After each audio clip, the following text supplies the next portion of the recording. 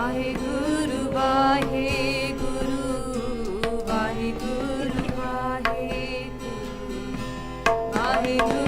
Vaheguru, Vaheguru, Vaheguru ji. Hum avgun pare ek gun nahi, amrit chhad bikhe bikh khahi, माया मोह परम पै भूले, सुत दारा स्यो प्रीत लगाई।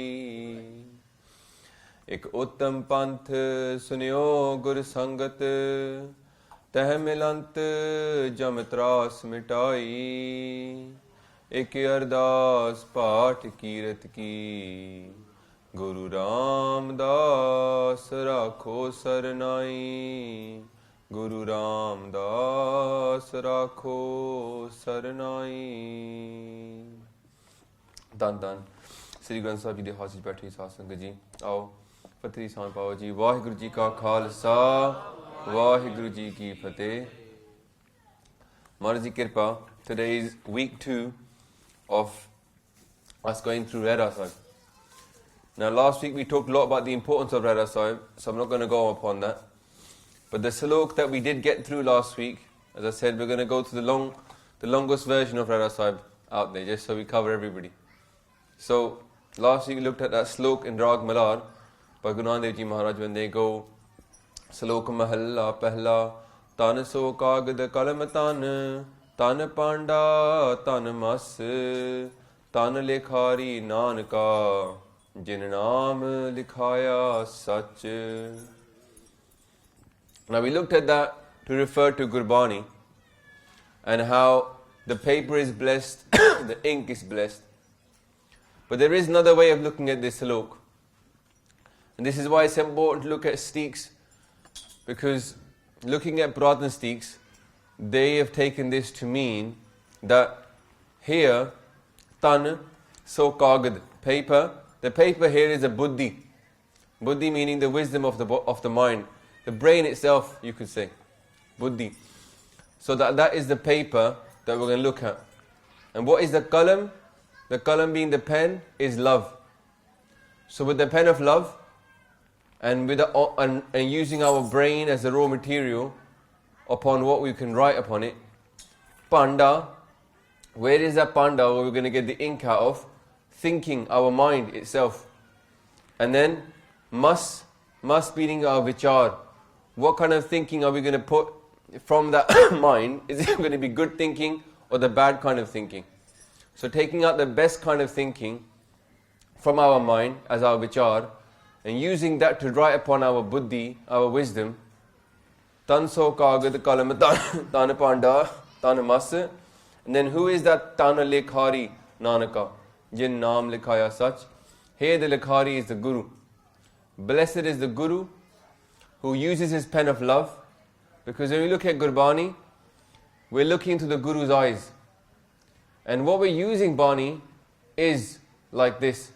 We're looking at it, the world, through Guru Nanak Dev Ji's eyes, looking at their thinking and applying that into our mind. So when a Hukamnama is coming out, I remember when I first got into Sikhi, I didn't know the meanings of these words.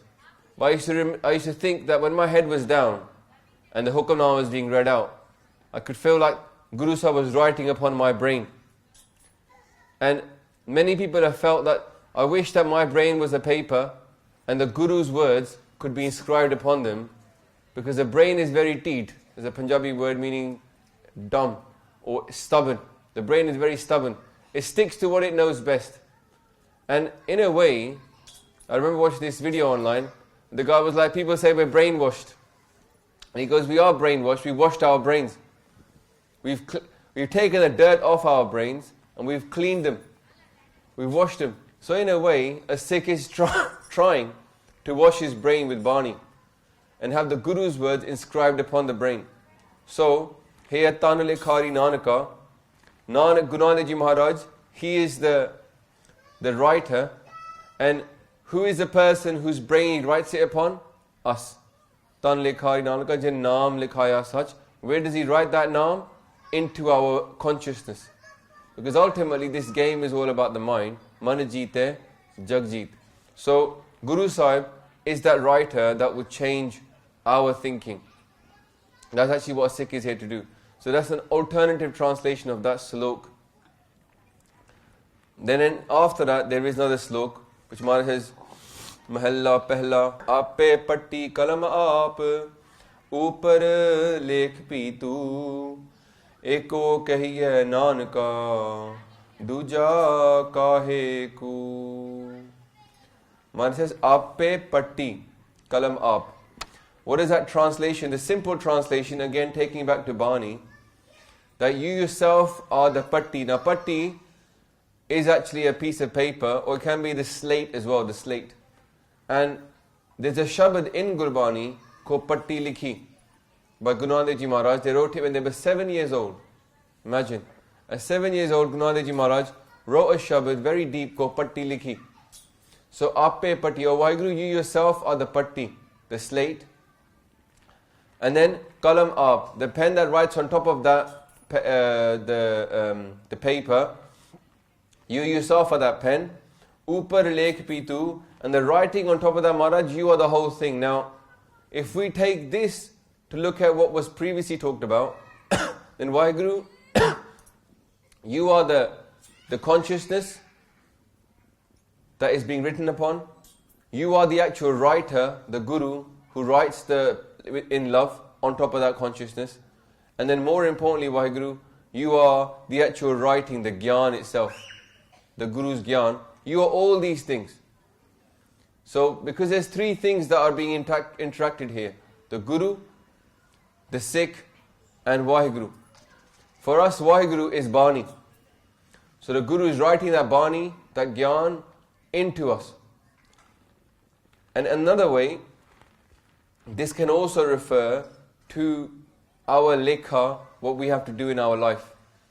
So what is that pattee there? Here the pattee can be our matha, our forehead, where our destiny is written.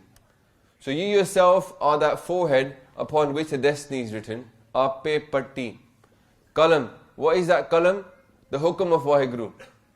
Hukam of Waheguru gets written onto our forehead, and then our life is mapped out for us. So you yourself are that hukam, i.e. the pen. Aape pattee kalam aap. Upar lekh pitu. On top of that matha, then, the hukam that is given by Waheguru, you are that hukam as well. Whatever is happening, whatever actions that we are earning, good or bad, they're being recorded. But Waheguru, you are that recording as well. Chitta Gupt, which we talk about, the being that writes everything down for us. You've actually created that being, and that being is actually being given power by you, and he is watching all of our actions. Upar lekh pitu, and then eko kahiye nanaka, duja kahiku. Maharaj here says, so what should I do katha of? If you are all three parts, if you are the writer, you are the person who's being written upon, and you are the actual ink itself, then I should do katha only of you. The rest of the world is lost in duality. The world will look at somebody bad and they will criticize them.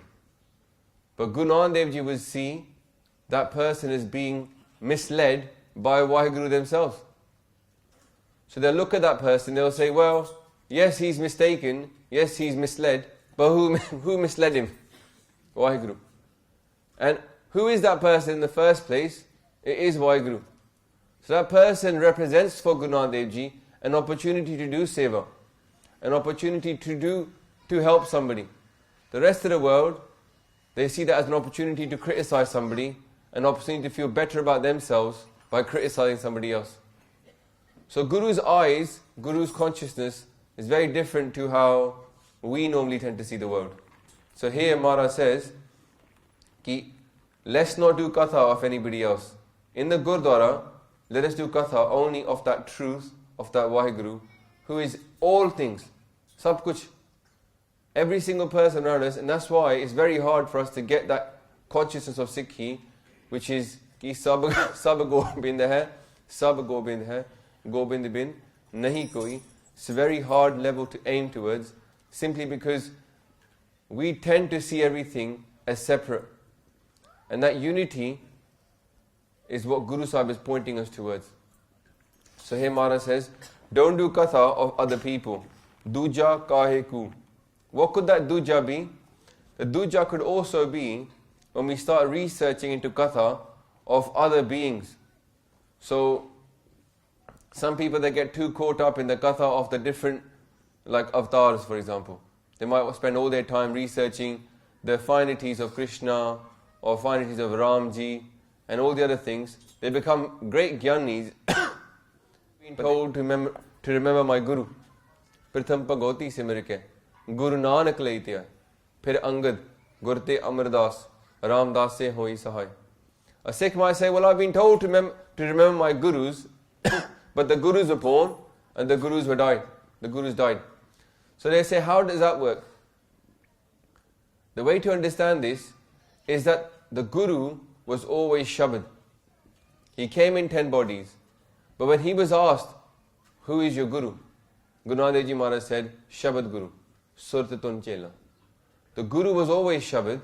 He just manifested in a physical form to us. And then he went back into the shabad, which is where we are now, back at the shabad. So we started with the shabad and we've got back to the shabad. And all the Gurus, for us, live in the shabad. When we think of our Guru, we don't think about a physical person, we think about their words.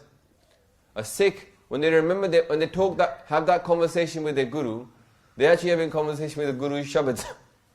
They're not having a conversation with the Guru themselves. So therefore, here, the shabad does not get destroyed. So Maharaj said, Duja kahe simriye, jamme te mar jaye. Why remember somebody else who's been born and died?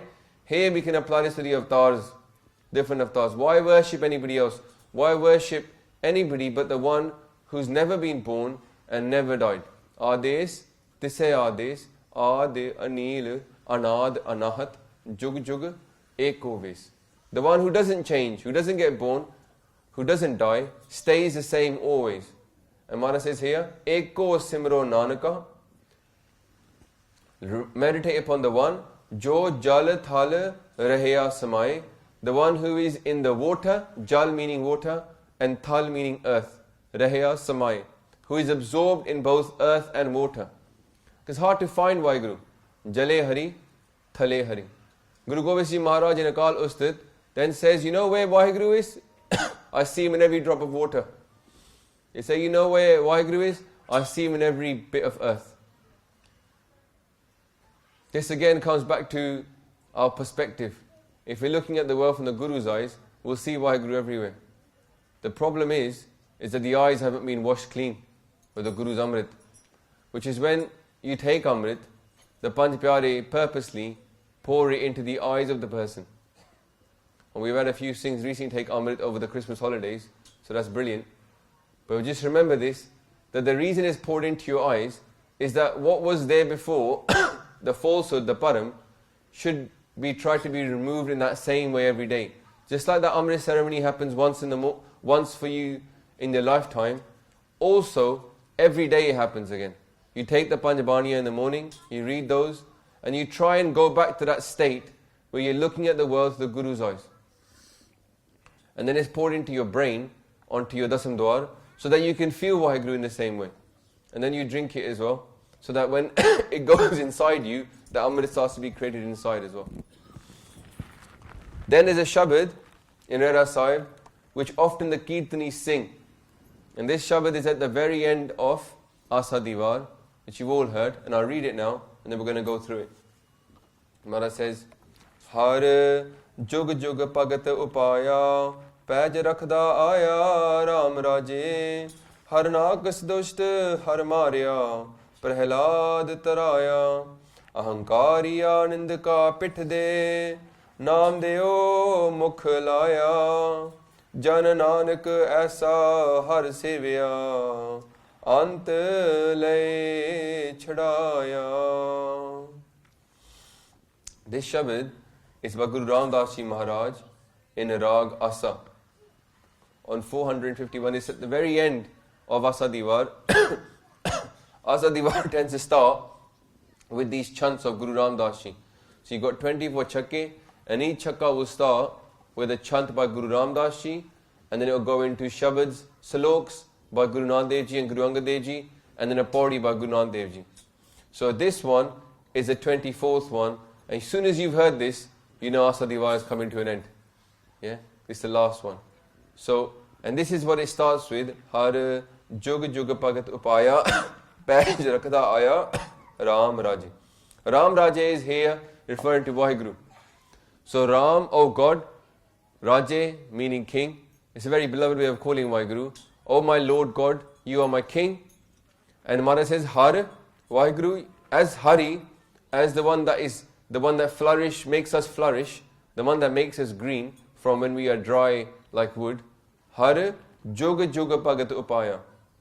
In every age, in every one of the ages, you could say this to mean in the 4 ages, but you could apply it that in every time, in every maybe generation, in every place where there is a lack of somebody who is living their life as per Guru's hukum, Har Jug Jug Bhagat upaaiaa.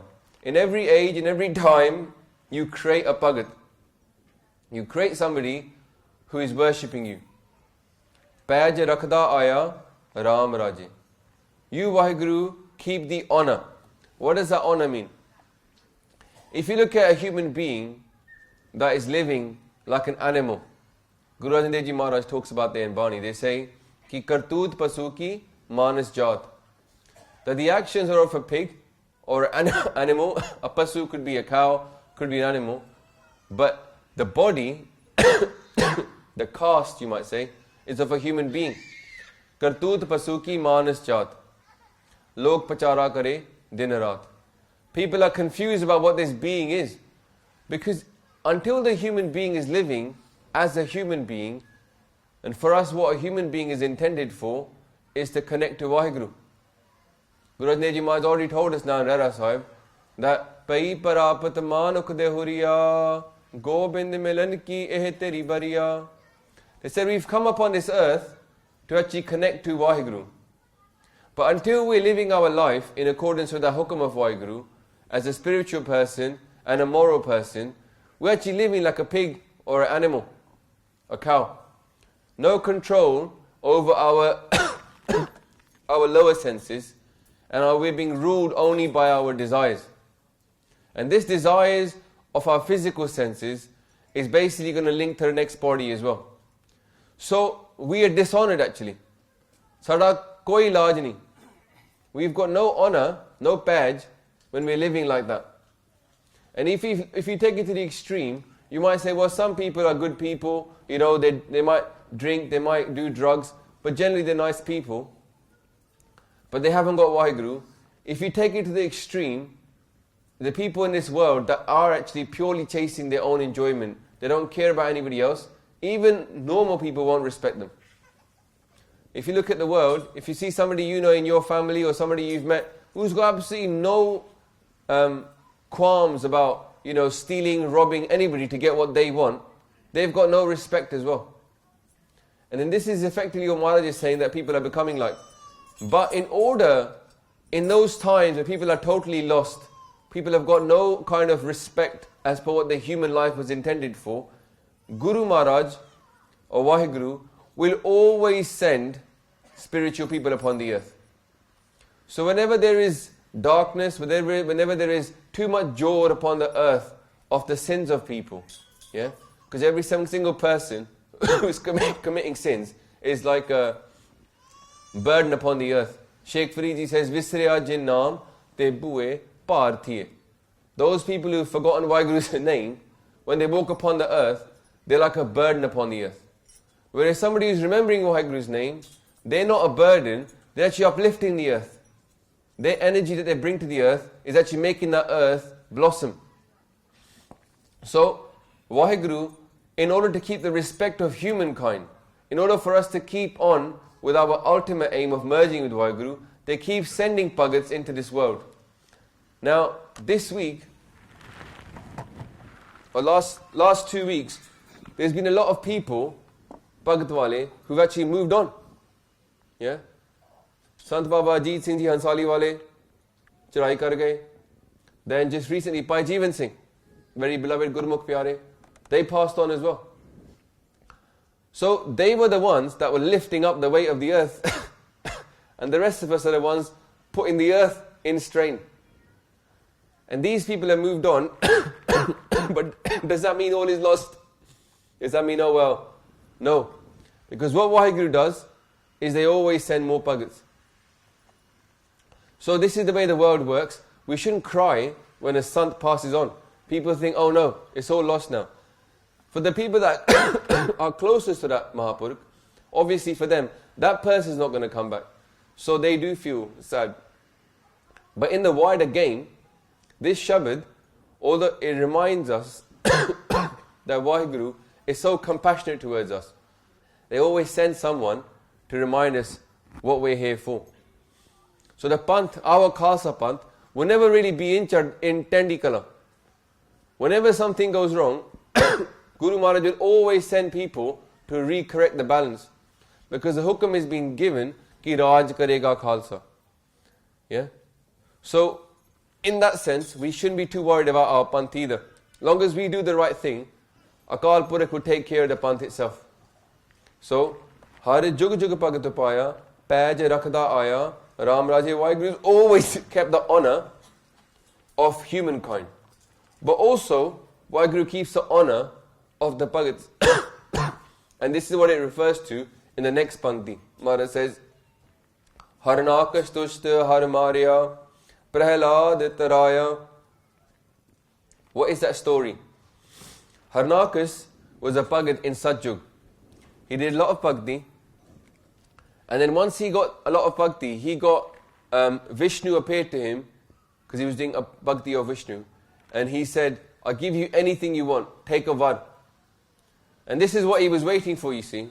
He was waiting to get this one option, to ask for something. And what does he ask for? Inside him was not the desire of prem bhakti. This is what a Sikh's desire should be, of lovingly worshipping Waheguru. He didn't have that desire.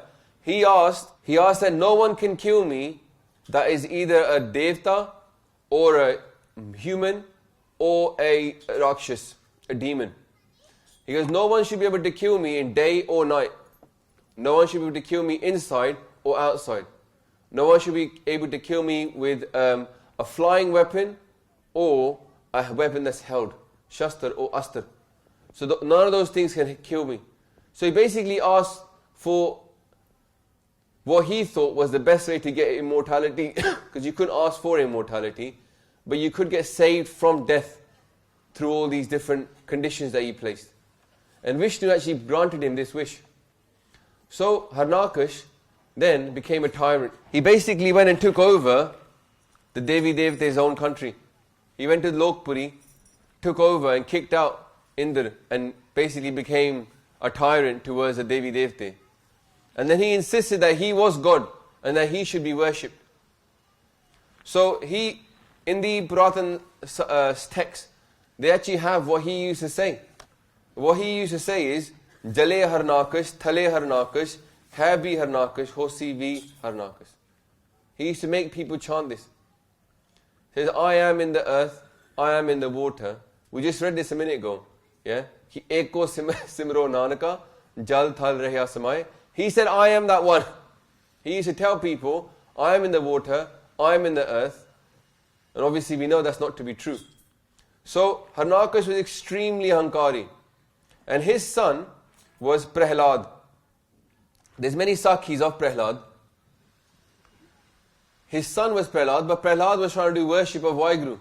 And Harnaakash was infuriated that his own son was not worshipping him, but worshipping God. He tried many ways to kill him, to make him see that Harnaakash was more powerful than God. But he was saved, his honor was saved, Prehlaad's honor was saved, every time this happened. At one point, he was asked to hug a burning pillar,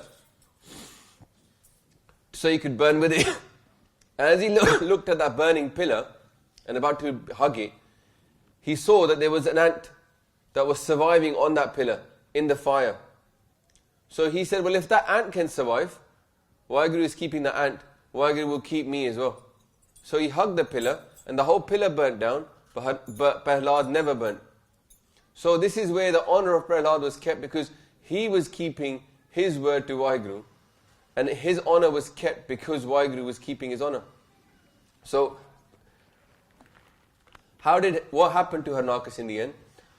Maharaj says here that Harnaakash dusht har marya. The Harnaakash was killed by God themselves. And how he was killed was that the boon that he'd been given by Vishnu was kept. So he had all these conditions upon his death. So Waheguru themselves came down, because there was no such being that could be on earth that could kill him. So Akal Purakh came down as something called Narsingh.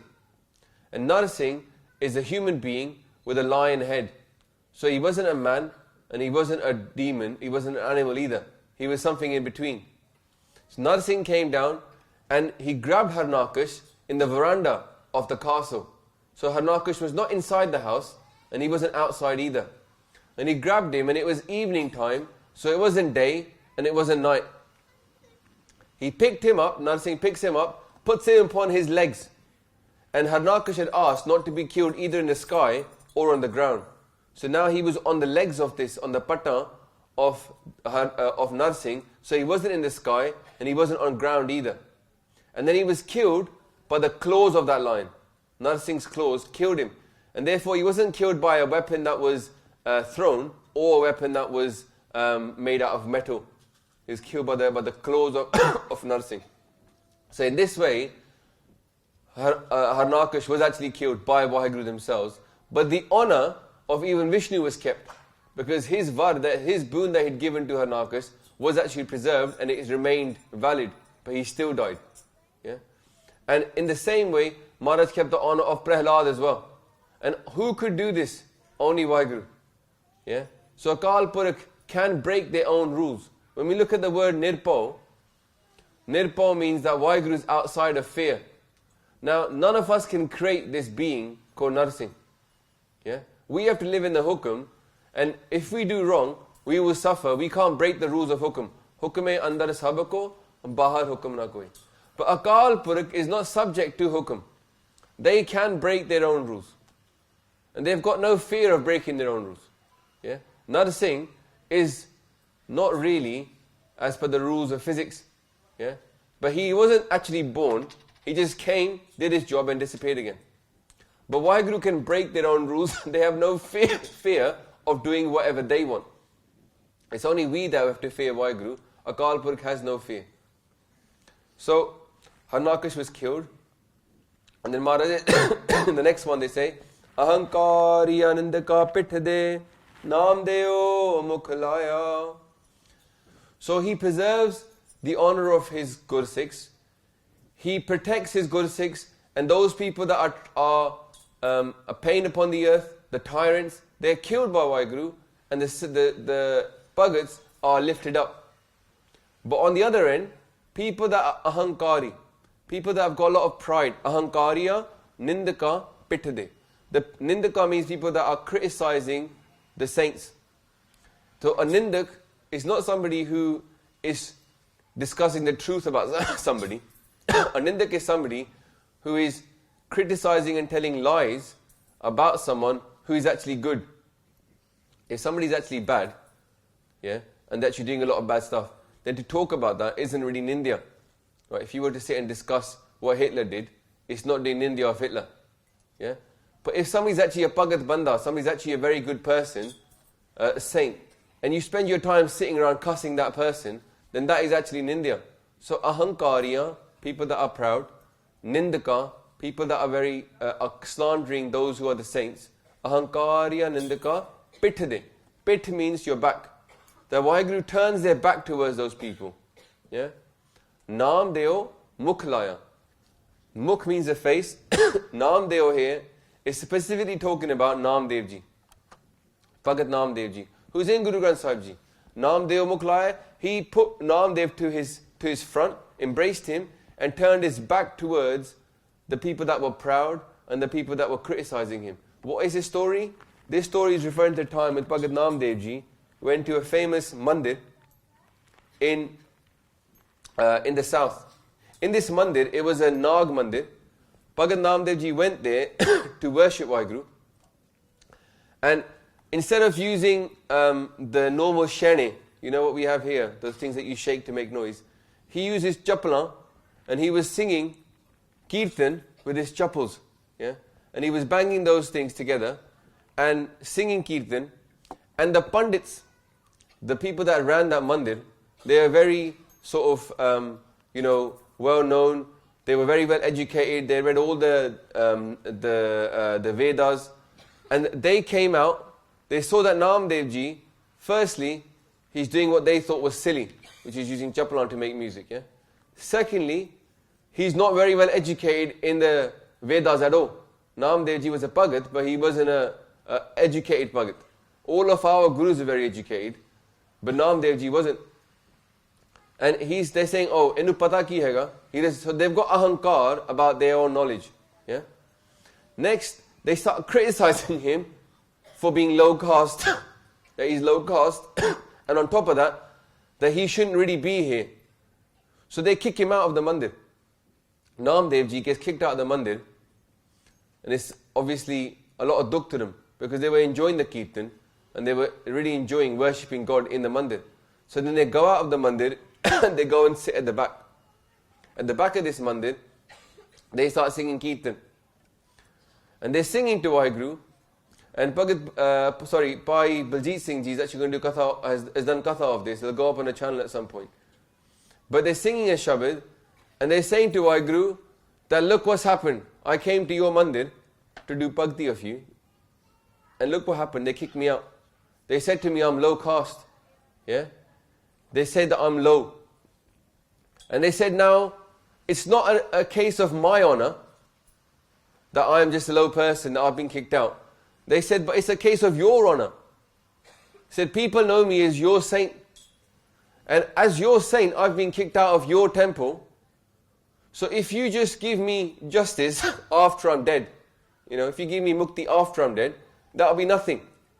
But if you do it now, in front of all these people, you will keep your own honor. They said, dekh lo, it's up to you. If you want to save your own honor, then you have to do something now, or your honor will be defaced, and people will say, there's no point becoming a Bhagat of Waheguru. They kick you out of the mandir. And what happens is at the mandir, then the pandits are at the front discussing what they did with Naam Dev Ji, and they're outside the mandir at the steps. And the mandir now suddenly turns. And the whole mandir turns around, and now it's facing Naam Dev Ji, who's at the back of it. And now the pit, the back of the mandir, is towards those pandits that are at the front of the mandir. But they're no longer at the front, they're now at the back of the mandir. So this miracle takes place in India, and this mandir, every mandir in India tends to face towards the east, because the sun comes up and all mandirs should have their doors towards the east. This mandir to this day has its door towards the west. Yeah? It just faces the wrong way. And every mandir in that area points one way, this mandir is pointing the other way. That's because Naam Dev Ji was sitting at the back of that mandir, and the whole mandir did turn around and face Naam Dev Ji. Yeah? And here the honor of Naam Dev Ji was kept, wasn't it? Yeah? Every single person who would have seen that happen would have realized that the pandits have been shown the back by God themselves. And he's embraced Naam Dev Ji. Now, what does Naam Deo mean? Naam Deo effectively means the Devta. Deo means Devta. Devta, who is imbued with Naam. So any Gurmukh who is a personification of Naam, it's the same thing. And many stories abound in our history of people who were so full of Naam that the people that were proud, people in India, actually had to suffer, and those Mahapurukhs were blessed. So this Sakhi comes back to what Maharaj is saying, that ahankarya nindaka pitade naam deo mukhalaya. So now some people do question these things, in our panth. We have got these Sajjan Veer who say, none of these things actually happened. Right? Now, what can we say to those people? Firstly, there's many shabads that by Naam Dev Ji themselves in Bani, they refer to this incident. This is Guru Ram Das Ji talking about that incident. Yeah? So we shouldn't doubt Guru Ram Das Ji firstly. But Naam Dev Ji himself, he is himself saying, Jo jo nama hargun uchre pagat jana ko dihora phire. as Nama is saying the name, singing the praise of God, Jo Jo Nama Hargun Uchre. As he sat in the back doing Kirtan, and the shabad that he was singing is actually in Bani as well. Bhagat Janako Dehora Pire. The whole Dehora means a mandir, it turned around to face the Bhagat Jan. So, if somebody doesn't believe this miracle to be true, then effectively they won't believe any of that Bani that's saying it as well. That's going to cause us a lot of problems. Yeah, because the Bani is saying one thing, and the Gursikh is saying another thing. And if you're going to take the previous Paraman of our Guru, when they say go, aape, pattee, kalam, aap, upar, lekh, pitu, eko, kahiya, nanaka, duja, kahiku. If you're going to use the Guru's words to write into our brain what really happened, and convince the mind that says, no, that never really happened, that it's not important, it's the Guru's words that's important, then we may as well start by bending our mind to understanding that if God wanted, God can turn the temple. We can't say that God wouldn't do that. The minute we start saying God wouldn't do that, then we're telling God what to do. Right? Which makes absolutely no sense given the fact that we're being told what to do by God. We're here to hukam marjai chalna, nanak likhya nan. Our job is to follow the hukam of Waheguru. But Waheguru's job is not to follow the hukam of us. Yeah? So, by understanding that this is a servant-master relationship, and the servant should not be telling the master what to do, yeah, then we will understand what our role in this is. Our role is to accept what Bani is saying, not to question it. We can understand what it means, but there will be a point where either you accept that this happened, and Guru Sahib said so, or you don't. Now, if you don't, it tends to be because you haven't yet experienced the power of Waheguru. We haven't yet experienced the Naam. Those people that haven't experienced the Naam, they see the word very scientific. But there's nothing scientific about getting bliss while you're sitting here, listening to Katha, or doing Katha. There's nothing scientific about that. Yeah? If you go and tell the scientists that I am actually sitting in Maha Anand, listening to Kirtan, they won't be able to tell you why. But it's happening. There's people sitting in Kirtan Darbars, totally blissed out of Naam. So this is where science is only limited. It can't go to the next thing which is Naam, which is everywhere. And Akal Purakh's own existence is proven to us by Naam. Before Naam, we're only having faith upon Akal Purakh. We haven't yet experienced Waheguru. The minute we've had that experience of Naam, there's no more faith, it's now reality. Yeah? There's no need to be told, I have to have faith in God. You know. And that Naam, once it opens inside you, it will keep on coming. It doesn't stop. Yeah? Mara says ki, Hamari pyari amrit tari. The amrit is pouring upon us. Tar hega. Hamari pyari amrit tari gur nimak na mante tari re. Guru doesn't hold this tar back of amrit. This amrit, which is the stream of Naam, Guru does not hold it back. Guru Sahib is giving it all the time. It's only up to us whether we open ourselves up to receiving the amrit. So here, Maharaj is saying, Ahankari andika pithe naam deo mukhlaya, jan nanak aisa har sevya, antlay shadaya. Jan Nanak. Now Guru Ramdas, he says, I am a servant of Waheguru, and I serve such a Waheguru. Jan Nanak aisa har sevya. I serve such a Waheguru that can break the laws of God, break the laws of the world. He can come down as Narsingh and kill Harnaakash. He can take the whole mandir and turn it around to face Bhagat Namdev ji. Jan Nanak aisa har sevya, antlay shadaya. In my ant, what does that ant mean? At the end of my life, Maharaj is saying, antlay shadaya. Shadaya means here, what does shadaya mean? It doesn't refer to he will leave me in the end. What it means is, in the end, he will free me from jamdoots. The jamdoots are going to come for every single person. Right? No one's going to get away from jamdoots really. They're going to come for everybody. But when they come, they won't be able to touch the Gursikh. The person who's serving Waheguru, the person who's holding on to Waheguru's palla, they won't be touched by the jamdoots. So the jamdoots are going to be like ineffective. Yeah? They will have to let the person go, antlay shadaya. Most people in this world are going to come under the trap of jamdoots. Yeah? The jamdoots are the messengers of death. Death is quite powerful. He's got people he can send to do his biddings.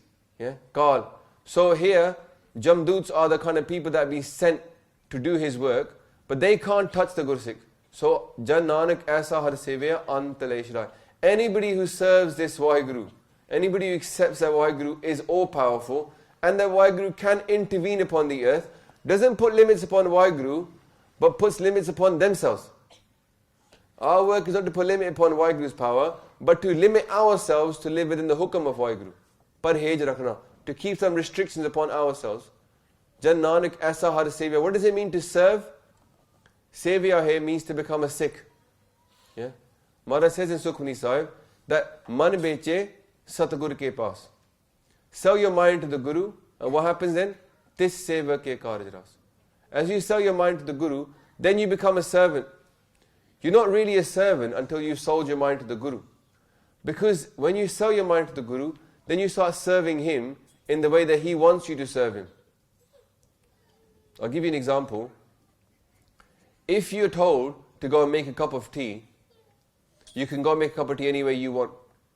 But if you're told, make a cup of tea in this specific way, and you decide to make it another way, then you haven't made the cup of tea you were asked to do. So, most of us, we get told, live your life in this way by our Guru, and we go and live it another way. We don't do it the way we're told to do it. Yeah? Guru Sahib is saying, not just live your life, but live it the way I tell you to live it. Yeah? This means selling ourselves to our Guru. This is what selling the mind to the Guru means. To do what you're told and do it in the way it's meant to be done. Not to say, I think it's okay if I keep the hair on my head, but not keep my beard. Right? Because that doesn't make any sense. That's all, as long as, if we're doing it, we must recognize it for what it is. If we're doing it, we can accept, okay, my mind isn't yet fully sold to the Guru, and the ultimate way should be this way. That's fine. At that point, we're still on the path to we're selling our mind to the Guru. But if somebody turns around in manhat, meaning stubbornness, and turns around and says that this is the right way to keep my hair on my head and not keep the beard, this should be enough to make Guru happy, and I don't know what his problem is, that he's not happy enough with me, then we're now telling the Guru how we should live Sikhi. Yeah? So the aim of the Sikh is not to do that. The aim of the Sikh is to accept the Guru's way and aim to make Guru Sahib happy in the way that Guru Sahib will be made happy. And he's already given us ample teachings on how he can be made happy. Right? We don't need much more. But the problem is the mind thinks, why shouldn't this be enough? Well, we have to accept ourselves that what the mind is saying is actually the lazy way. Yeah? We've been told enough what needs to be done. It's up to us to follow it. When our mind is sold to the Guru, then Maharaj says, this sevak ke kaj ras, then that Sikh's work comes to fruition. The profit comes. It's like saying, I'm going to go into business and I'm going to sell stuff, but I'm not going to sell it the way that customers want to buy it. But then you won't be that successful. Yeah? But when you do it the way the customers want it to be made, then you will be very successful. Yeah? So in this way, this seva ke kaj ras, ras means they'll come to profit. The works of that Sikh will come to profit. And by the way, when I talk about the Singhs, this also applies to the women. I was thinking this week, how is it amazing that when you see a Muslim woman, nowadays, they very openly are seen as a Muslim woman. They wear a hijab. And now I understand that they don't keep their case and all that kind of stuff. But outwardly, when they go outside, they're still seen very openly as a Muslim woman. But now, there's no such nishani most of the time of a Sikh woman. A Sikh woman wandering outside, when I went to India, I saw this more and more, that the Singhs have got beards and turbans, but the women, you cannot tell what they are. And it's almost like you've got this Singh, who's a big flowing beard, right? Then his wife. Then you've got all of his kids, right? Who are in their 30s, 40s. And they've all got turbans and beards. And all of their wives. And it's like looking at two different people.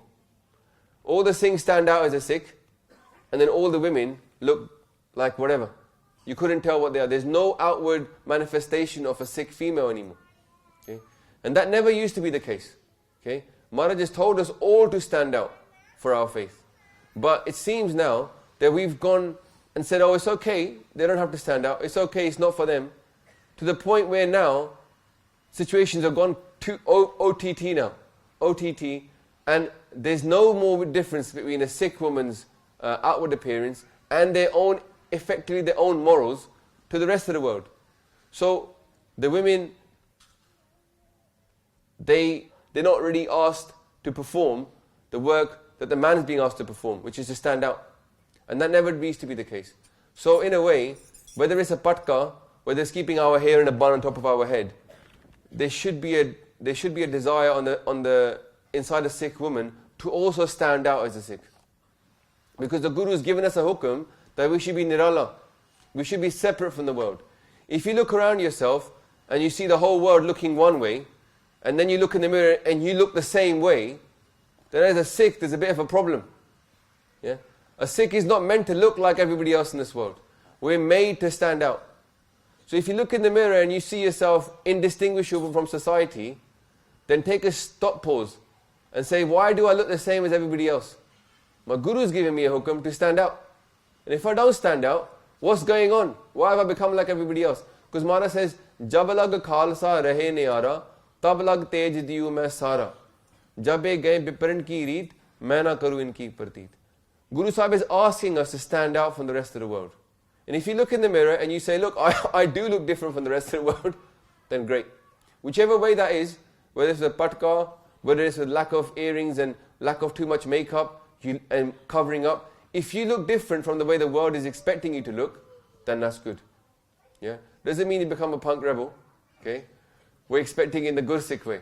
Alright? So, in the next shabad, before we get to actually Sodar, the next shabad that comes up, we should be able to finish it off in the next 10 minutes, which is Salok Mahalla Pehla, dukh daaroo sukh rog bheaa, ja sukh taam na hoi, tu karta karna main nahi, ja ho kari na hoi, balihari kudat vasya, tera ant na jai lakhya rahao, jaat meh jot meh jata, अकल कला भरपूर रहा तू सच्चा साहिब सिफत सवालियो जिन कीती सो पार पया कहो नानक करते किया बाता जो किच करना सो कर रहया. This salok, it comes from the middle of Asadiwar. So right at the end of Asadiwar is Har Jug Jug Bhagat Paya, but the 13th body of Asadiwar, the 13th chakka, it starts, this is the first salok that comes after the chant by Guru Ram Das Ji, and it's by Guru Nanak Dev Ji Maharaj. And the itihas of this shabad is that dukh daaroo sukh rog bheaa, ja sukh taam na hoi. The Sangat came up to Guru Nanak Dev Ji Maharaj and they said, Maharaj, tell us, we have a question, what is the medicine to get rid of disease? This is the question that was asked by the Sangat. And Maharaj then said this shabad, dukh daaroo sukh rog bheaa, ja sukh taam na hoi. Now there's three meanings of this. Ethically, Sikhs have taken this to mean three different things. The first one, Maharaj is effectively saying, dukh daaroo, daaroo means medicine here, not alcohol. Okay? Just remember that the word daaroo actually is used to mean medicine. Yeah? So, dukh daaroo, sukh rog bheaa. Rog is disease. Bheaa is become. Yeah? Ja sukh taam na hoi. When there is sukh, taam. What is taam? It has two different meanings, but mainly it comes from the word tamanna. Tamanna means a desire. Ja sukh. When there is sukh, taam na hoi. We have no desire. What is that desire? The desire to meet Waheguru. So what it means here is, Guru Sahib is saying, the pleasure of our physical senses, the outside body, Kaam, Krodh, Lobh, Moh, Ahankar. The pleasures of these things, this is the disease that is being created in our body.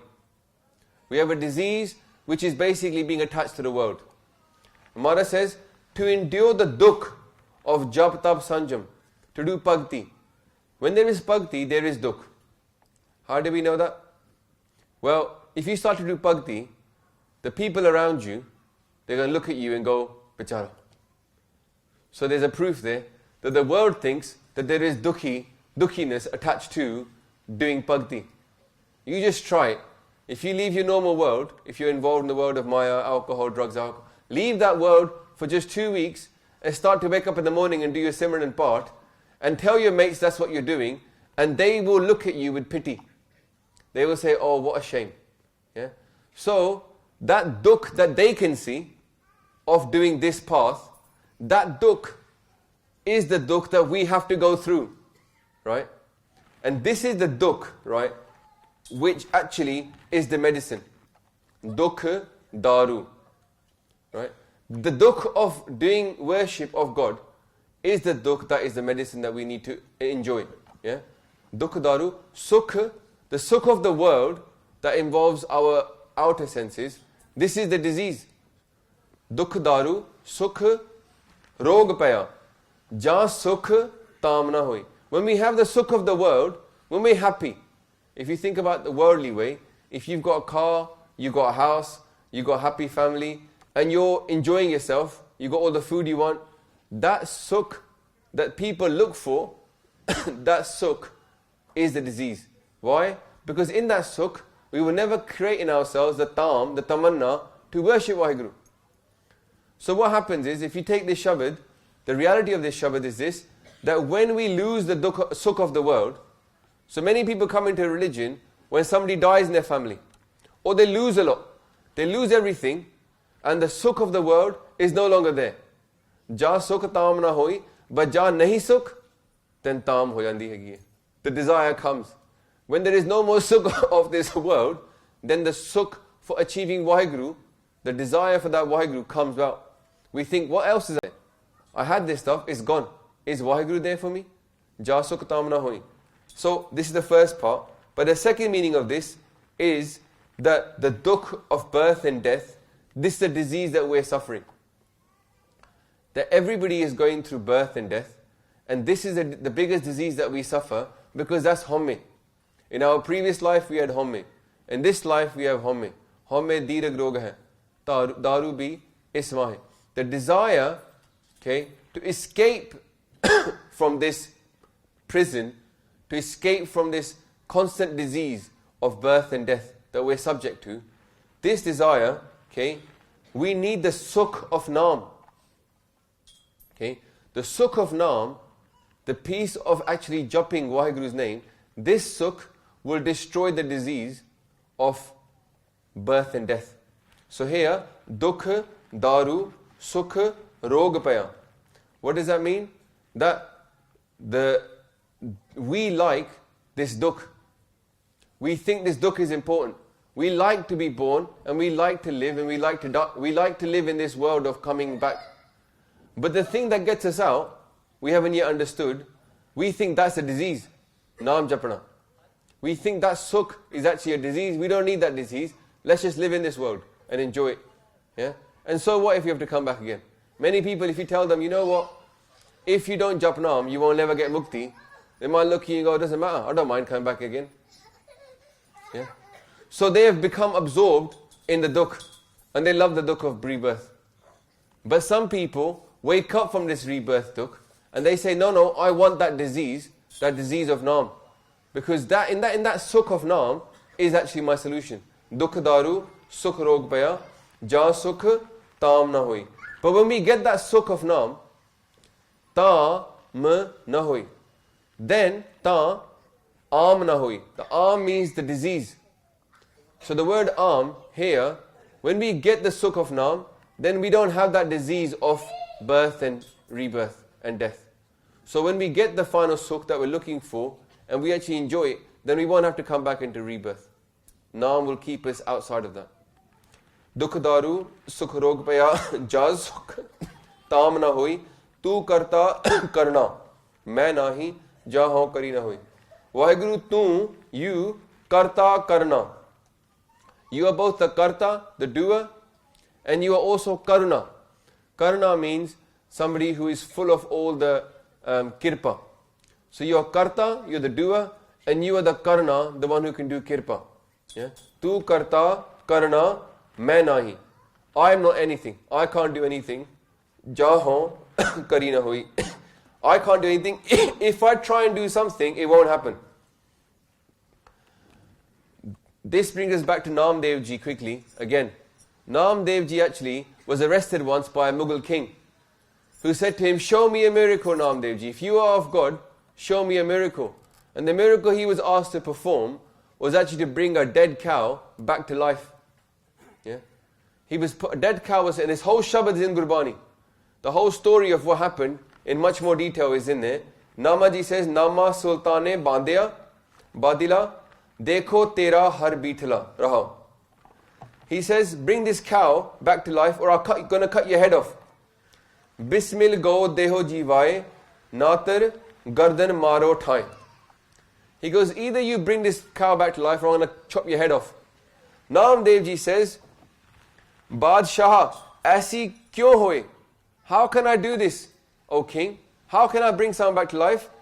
Bismil kiya na jive koi.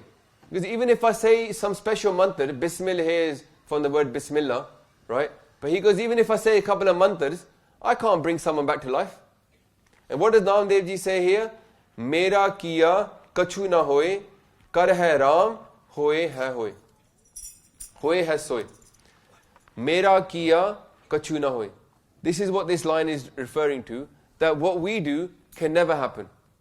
If we desire to do something, it can never happen. It can only happen, kar hai ram, hoye hai soy. Whatever he wants to happen, that is what will happen. Tu karta, karna, main nahi. Jaho kari, na hui. Whatever I do will never happen. Whatever you do, Waheguru, will definitely happen because you're the one in charge. And actually, Waheguru took pity on Naam Dev Ji and actually brought the cow back to life later on. Okay, so that whole prasang is written down in Guru Granth Sahib Ji Maharaj. Just in case you're wondering what happened next. Balehari Kudrat Vasya. Oh Waheguru, I'm a sacrifice to you. Balhar means to be a sacrifice. Kudrat Vasya. Kudrat means the world. Waheguru, you are Vasya hoye in the Kudrat. Aapine aap sajiyo, aapine rachiyo now. Dui Kudrat sajiye, kar asan ditto chao. Waheguru, you made yourself, you made your name, and then you created this world, and now you are absorbed in this world. Waheguru for us is not just separate from the world, he's inside the world. This Shiv Shakti Swarup, Shiv is the world, Shakti being the energy. And we're saying, Waheguru, you are both things. You are both the creator and you're inside the creation. Yeah? So Maharaj says, Balahari Kudat Vasya, Tera Ant na Jai Lakhya Raho. Waheguru, your ant is never going to be written down. We'll never be able to achieve and understand completely your limits. Now here the limits is not just of Waheguru's own limits, but the limits of their praises as well. Yeah? We can never do enough praise of them. Rahao. This is the main Rahao Pankti of this Shabad. The Maharaj says, Jat meh jot, jot meh jata, akal kala parpur rahya. Say, Waheguru, in this world, Jat, this creation, Jat meh jot. In this created world, Jat, meh jot is your light. Jat meh jot. In this world is your light. Jot meh jata. And this light is the way that we get to know you. Yeah? What is that light? When we connect to Waheguru, when we have that prakash, Jot meh jata, then jata means to know. So Jat meh jot, Jot meh jata. Your light is in the world, and through this light we get to know you. Jot meh jata, akal kala parpur rahya. Akal means that you are free of desire and conflicts.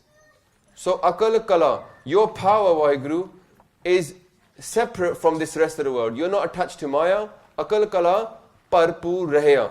You are absorbed into everything. Parpur means, again, you're in every single atom, every single thing. You're absorbed inside it. Parpur rahya. Tu sacha sahib. Waheguru, you are the true master. Sifat swalyo. Sifat means praise. Waheguru, your praise, swalyo means beautiful. Your praise is beautiful. But also it can mean you are both praiseworthy and you are beautiful as well. Akal Purakh, when somebody looks at Waheguru, and I mean by experiencing them, they say, wow, you're amazing. Sifat swalyo. Keta tan swalyo roop. Your power is amazing, And you are so beautiful, your form is so beautiful. Now on the one sense, Waheguru has no form. But in the other sense, they have all forms. When somebody stands at the top of a mountain, goes, wow, it's beautiful, they're actually admiring Waheguru. The problem is, they think the world is separate from Waheguru. So they say, I like the world, I'm not sure about Waheguru. No, He's inside His creation. When it's so beautiful, it's because He's made it so beautiful.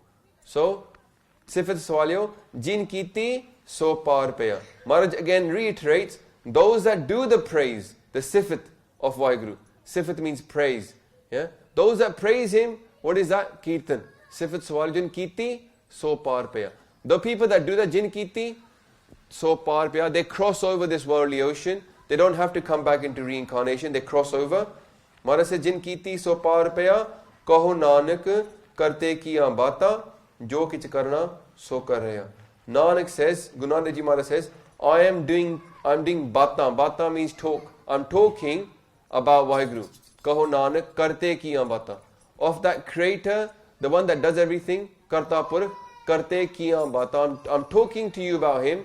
I'm doing Katha of Waheguru. Jo Kich Karna, So Kar Raya. This is the real essence of that Shapadi. Maharaj says, whatever he wants to do, he is doing that anyway. You can't order him left, right or center.